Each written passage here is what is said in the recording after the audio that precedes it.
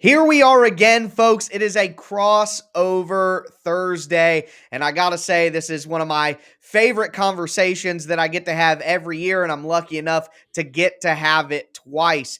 I am the host of Locked On Titans, Tyler Rowland. We have the host of Locked On Jaguars, Tony Wiggins, on the show. My OG, my big bro on the network. Very excited to get into this matchup between two teams that don't like each other very much, and two fan bases that don't tend to get along very well either. But it's all love, even with the competitive rivalry that is taking place on the field. So excited to dive into another crossover Thursday here for week 5, Titans against Jags. And we're going to dive right in to all of the discussion with this game immediately. Before we do, though, do want to thank you guys for making the Locked On Titans podcast and the Locked On Jaguars podcast your first listen every day. We do appreciate that very much. And if you're new to the show, make sure that you subscribe to the Locked On Titans podcast, subscribe to the Locked On Jaguars podcast on any podcast app that you use, and make sure that you subscribe on YouTube to both shows.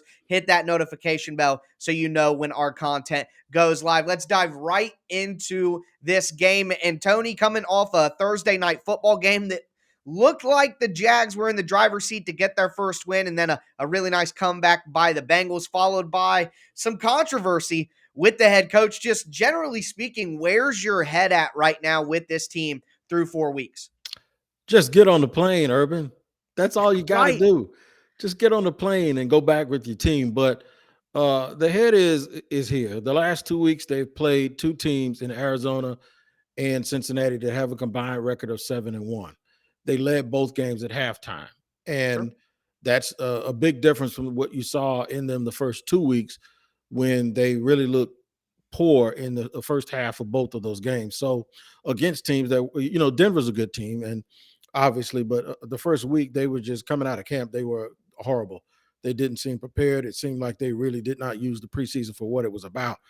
But the last couple of weeks, you've seen improvement because you've seen them go back to depending on the running game and being very stout against the run and coming out with some early success with Darrell Bevel calling a very good game in the first half. What happens is when they have to continue it bogs down.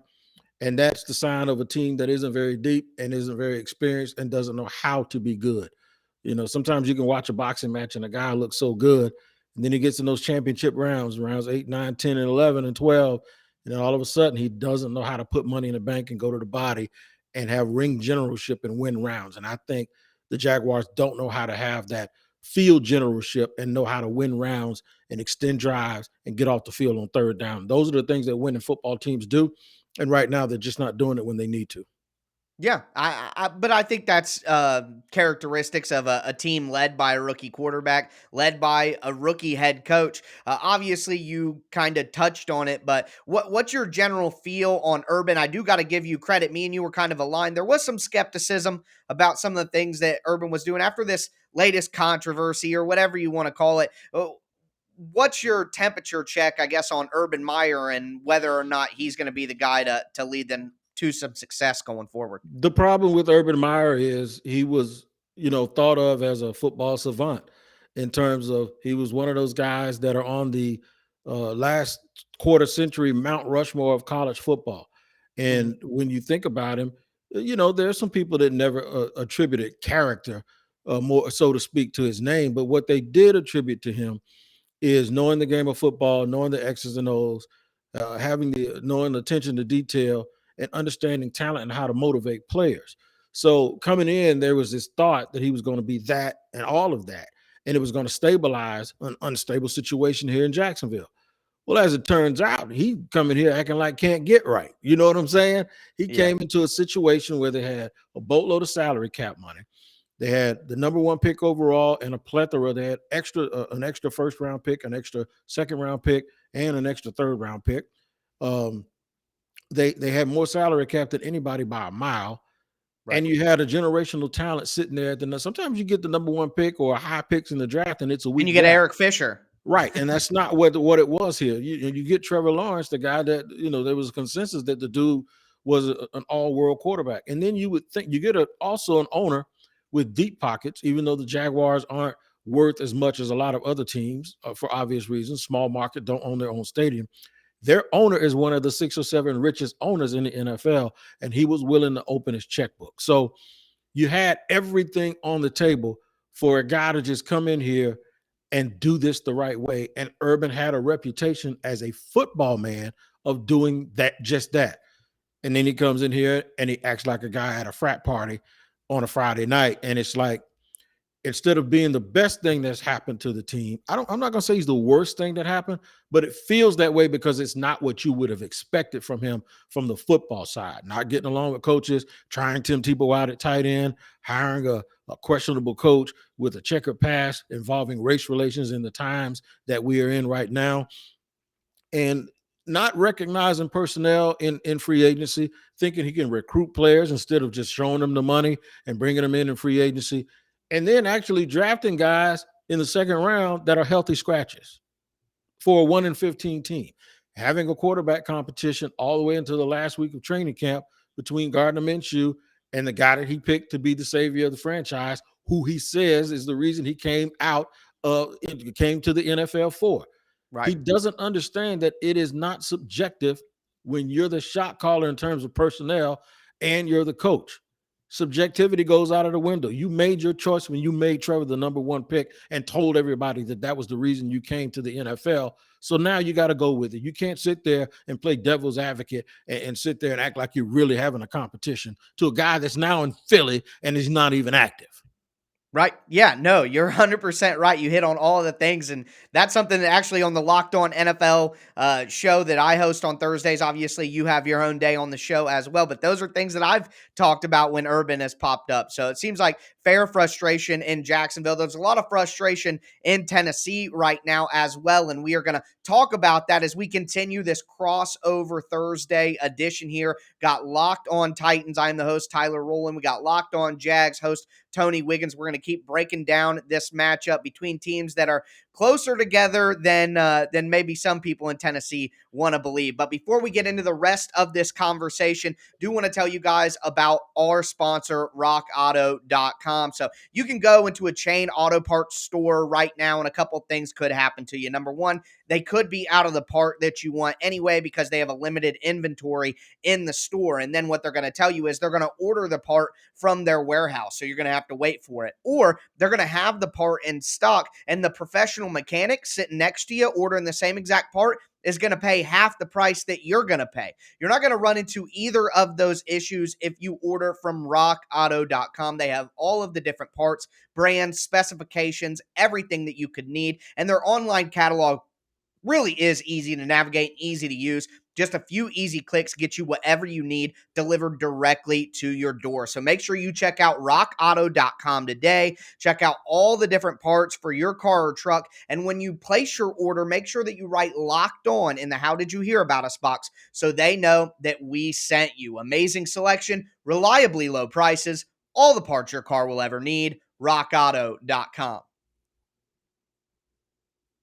All right, we are going to continue this crossover Thursday between me, Tyler Rowland of Locked On Titans, and Tony Wiggins of Locked On Jags. Before we continue this conversation, though, just want to thank you guys again for making the Locked On Titans and Locked On Jaguars podcast your first listen every day. But Tony, you were just talking about some of the issues in Jacksonville going on with not only the team, but the head coach. There are some issues in Tennessee as well. And kind of at the moment with a Titans team that had high hopes this year, losing to a Jets team that was averaging just over 6 points a game, even without Julio Jones and A.J. Brown, still a very bad look. And the problem is that the Titans struggled in the first week and they had a good comeback, but they have not played a really solid game yet to give fans hope that that's a possibility. There's been struggles with the offensive line. They've given up the most sacks in the NFL, and that's really concerning when you consider that they have 4 starters back from last year on the offensive line. There's supposed to be continuity here, and that's supposed to help things. And the other bad part is the best offensive lineman on the team basically so far throughout the season has been the one guy who wasn't a starter last year in David Quessenberry. He had a terrible game against the Jets. Titans fans are going to be screaming at me, but prior to that, he had definitely been their best offensive lineman, or at least the most consistent. The defense is showing shades of last year, having trouble getting pressure on the quarterback, giving up big plays in the passing game because the defensive backs just can't stick to wide receivers. So there's a lot of concern in Tennessee right now as well. And with that in mind, it makes me wonder, how likely do you think it is that the Jags could get their first win? They're coming back home, 10 days rest, extra preparation, although clearly the head coach is not taking advantage of that extra preparation time. What do you think are the odds that the Jags could get their first win of the year?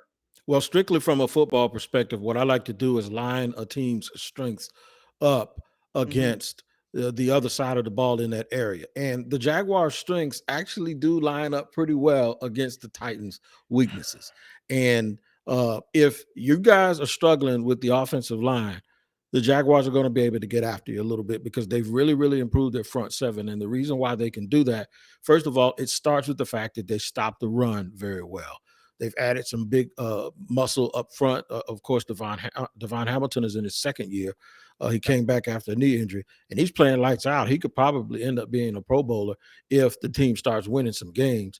Now you add Adam Gostis next to him, who's playing for Roy Robertson Harris right now, and Adam Gostis has been in that rotation for the last year and a half, and he's done really, really well. But the other part is Malcolm Brown, who they got in a trade from New Orleans, to give them a couple of 330-pound guys in the middle of that line that can really, really move. And what it does is it frees up the linebackers so that they aren't getting in trouble with those guards and they can really, really flow to the ball. And then, of course, you have Josh Allen.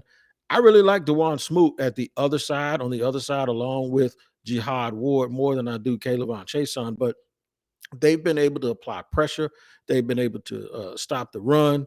And when Joe Cullen times it correctly, the way he did against Cincinnati in the first half, they've been really, really successful. The key is getting those guys on the back end to cover consistently to go along with what Joe Cullen wants to do, because he wants to bring pressure. He wants those guys to play straight up man to man, and he's going to leave them on an island a little bit. So far, they've been able to really tackle well in space defensively. However, they've given up some plays at inopportune times, and you saw that again last week with down the stretch with Azuma, the tight end from Cincinnati, Right. being able to catch a ball and they blocked it up perfectly. You got to get off those blocks if you're those defensive backs. But I do think that since Tennessee's been struggling, and I did notice it, the Jaguars have a little bit of a distinct advantage on that side of the ball. And I know offensively, the Jaguars can cause some problems too, especially if you guys haven't improved against the pass, because we always used to pick on Adoree Jackson, but now he's gone, and I'm sure there's somebody else we can pick on too. Yeah, his name is Jack Rabbit Jenkins. He is Jack Rabbit, man. I gotta say, he plays his role well. But if you ask Jackrabbit to cover young wide receivers when he's in his 30s for 5, 6 seconds, then he's not going to be able to do it. So while I understand he hasn't been playing well at the beginning of the year, the Titans' pass rush has been putting him in bad situations. So basically, here's what's happening. The Titans run all those games and twists and stunts up front with their defensive line because they can't win one-on-one. They can't just line the four guys up front against the offensive line and a guy have a nice dip and rip and get to the quarterback. I haven't seen a Tennessee Titans player execute a spin move in what feels like a decade at this point. The Titans players do not have pass rush moves. The only way they get pressure on the quarterback is by running stunts and things up front. Well, the problem with that is they like to take that outside defensive end and loop him into the inside. Well, that gives a free lane for the quarterback to flush out of the pocket, to play make, second reaction throws. And that's big in the NFL right now. That's what you're looking for with quarterbacks. Aaron Rodgers, Patrick Mahomes, Lamar Jackson, Kyler Murray, Josh Allen, Russell Wilson, Deshaun Watson when he's out on the field. These guys wait, they get out of the pocket, and then they're able to make plays and get the ball downfield after you've worn out the defensive backs in coverage for multiple seconds. Well, teams are just doing that to the Titans. So if they don't get initial pressure on that game and stunt and twist, then the opposing quarterback, Kyler Murray, week one, who made some insane throws that'll be on his highlight tape if he wins MVP. Russell Wilson after that in the first half. Then you saw Zach Wilson last week, 3 bombs down the field because the Titans are looping in their defensive ends. Quarterbacks are just rolling out, taking their time, and unleashing against the Titans cornerbacks who just aren't good enough to cover that long, and there aren't a lot of cornerbacks who are. So if Trevor Lawrence, he's another one of those quarterbacks who has the ability to make those second reaction plays, if the Jags can have enough patience on the offensive line to wait for those stunts to develop, pick him up, and let him roll out of the pocket, the Titans defensive backs will not be able to cover for long enough. And that should give Jacksonville an opportunity to have not only some good plays, but some explosive plays. And we're going to kind of give our – Go ahead. No, I was going to tell you that's another thing that they do have. You said if, I'm going to Right. tell you, we don't have to worry about if, because Trevor Lawrence can move and he can extend plays, and he also can look to throw when he's on the run. So let's talk about that. And I want to ask you about Arthur Smith's absence and if the Titans really missed that and if that has anything to do with the offensive line struggles. And I guess we'll do that in segment 3. Yeah, absolutely. We're going to dive into that next. Before we get into it, though, do want to remind you guys about betonline.ag, the best place to gamble and wager on any pro or college football this fall. They have a brand new website. It's got a new updated interface with all the best odds, props, and contests available on the internet. BetOnline is your number one source for everything football. Make sure you head to their website right now. You can use your computer, use your mobile device, doesn't matter. Just sign up and use the promo code locked on. That's one word, locked on. And when you do, you're going to get a 50% welcome bonus on your first deposit. That's literally free money at betonline.ag when you use that promo code locked on. From football to basketball to boxing, even down to your favorite Vegas casino games, you can find everything you need at betonline.ag. That's betonline, where the game starts. All right, so let's dive into our final segment. And Tony, you mentioned that you had some questions for me, at least one about Arthur Smith. What's on your mind? I want to know if his absence, sometimes when you lose your offense coordinator, you actually lose the guy. Tannehill played his best with Arthur Smith. The offensive line had a groove with Arthur Smith. Yeah. I thought things would just be the same with them. And then what would happen is when you add Julio, you get Derrick Henry going and then the play action. The thing that scared me was, and I heard somebody mention it today, you get the Urban actually said something like it. You get the play action rolling after you get Derrick Henry going. And the fact that Tannehill is mobile makes the play action even more dangerous because now once you suck the linebackers up, and if you have to guard those big receivers with those catch radiuses and that speed, even if you have it guarded at first, Tannehill can do things to make that, he can make that pressure still not be existent. So I guess the trifecta was Derrick Henry, play action, great receivers, and then Tannehill with his mobility and his ability to extend plays. If the DBs are going to have their backs to the quarterback, that was all going to be dangerous, but it hasn't seemed to manifest itself yet. And I'm wondering if everybody's trying to get used to the new offensive coordinator and if Arthur Smith's absence is throwing that scenario that I was so afraid of right out of the window. Yeah, I think that's definitely a good question. Now, I don't think that the loss of Arthur Smith overall has been an absolute killer. We've seen good moments from the Titans where they're putting everything together, and all of those things you talked about are firing. Now, A.J. Brown being out for most of the early season and being injured has kind of put a damper on that. Same thing with Julio. But when the Titans have looked their best, that's exactly how things look. So the capability is there to do that. And from a Titans perspective, you got to hope that new offensive coordinator Todd Downing will, eventually find his groove. I mean, through the first 4 to 6 weeks of the season with Arthur Smith in 2019, even myself, the criticism was at an all-time high, saying the guy just didn't belong. And then, flash forward 12 months later, and he's a head coach of a different team. So things can change quickly. But I think my problem is, you said that the Titans have to run Derrick Henry to set up the play action, but I actually think that it has to be the other way this year. And what the Titans aren't doing is they aren't going to those play action bootlegs on first down enough. And they're just running Derrick Henry on first down over and over again. And they're doing that in situations where the team is expecting it. You're not capitalizing enough on the play action power because you're too focused on, well, I should run Derrick to set things up. There's plenty of data out there, and even Brandon Staley, the head coach of the Chargers, talked this week. The play action pass works even if you're not running the ball well. There's no correlation between success in the run game and the effectiveness of play action. The run fake is going to help, but it's all about wearing the defense down and the physical aspect of the game that makes running so important. And I kind of subscribe to that theory. So I think the Titans have to find a way to use more early down play action so that they can get themselves in better third down situations. They've had a lot of third and longs. And while I agree that Ryan Tannehill has played his best in this system, Ryan Tannehill isn't Tom Brady. He isn't Patrick Mahomes. He isn't Aaron Rodgers. He is not one of these elite guys. And he's not just going to bail you out on third and long over and over again by making extraordinary throws. He could throw a few great passes every game, but it's not going to be consistent.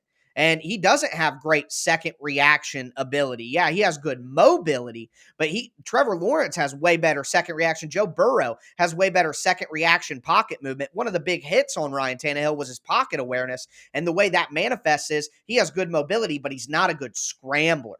Gotcha. He has good mobility when he gets out of the pocket on those bootlegs and there's nobody in front of him. He can really get some good yards, but he's not a guy who's going to be in the pocket and move around and then get out and then make a good read. You're just not going to see that from Ryan Tannehill a lot. So I think where the Titans are really hurting is early down play calling. They have to find a way to kind of flip what they're doing right now and flip the philosophy from what teams are expecting. And then the big area where Arthur Smith is lost and it's confusing is the red zone. The last two seasons, in 2019, the Titans were number one in the NFL at 75.6% conversion rate in the red zone, turning opportunities into touchdowns.